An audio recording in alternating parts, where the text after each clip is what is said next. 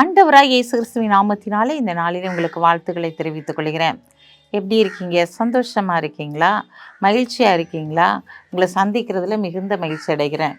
இந்த நாளிலும் கூட பிறந்த நாளை, திருமண நாளை கொண்டாடுகிற பிள்ளைகளை இயேசுவின் நாமத்தினால் ஆசீர்வதிக்கிறேன்.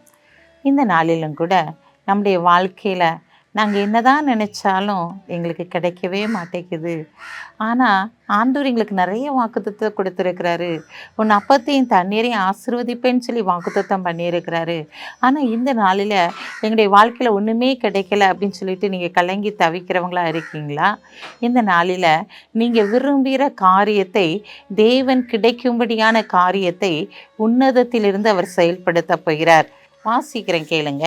ஏசாயா 33 16 பின்பகுதி. அவனுக்கு நிச்சயமாய் கிடைக்கும். இந்த நாளிலே பார்க்கிறோம், அவனுக்கு நிச்சயமாய் கிடைக்கும்.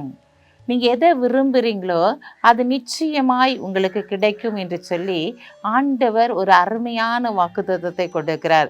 அதற்கு முந்திருக்கிற வசனத்தை பார்க்கும்போது, அவன் உயர்ந்த இடங்களிலே வாசம் பண்ணுவான், கண்மலையின் அரண்கள் அவனுக்கு உயர்ந்த அடைக்கலமாகும், அவன் அப்பம் அவனுக்கு கொடுக்கப்படும், அவன் தண்ணீர் அவனுக்கு நிச்சயமாய் கிடைக்கும்.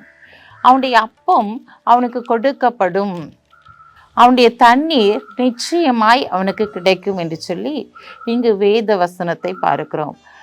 பிரியமானவர்களே, இந்த நாளில் நீங்கள் எதை விரும்புகிறீங்களோ அந்த காரியத்தை தேவன் நிச்சயமாகவே உங்களுடைய வாழ்க்கையில் செய்து முடிக்கிறவராய், நிச்சயமாகவே நீங்கள் விரும்புகிறத அவர் கொடுக்கும்படியாய் கடந்து வந்திருக்கிறார்.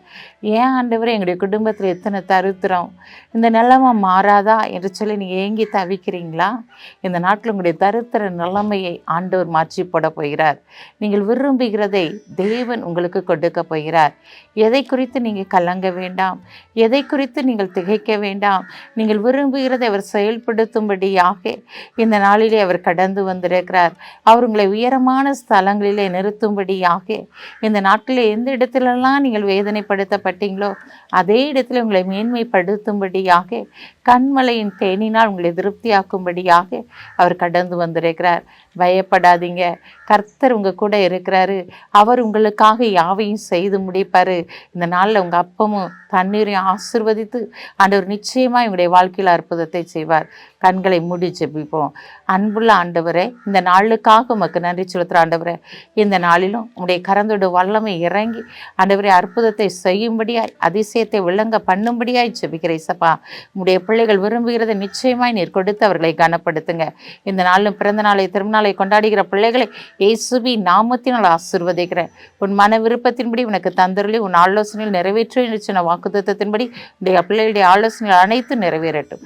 இயேசுவின் நாமத்தில் ஜெபிக்கிற நல்ல பிதாவே, ஆமென்.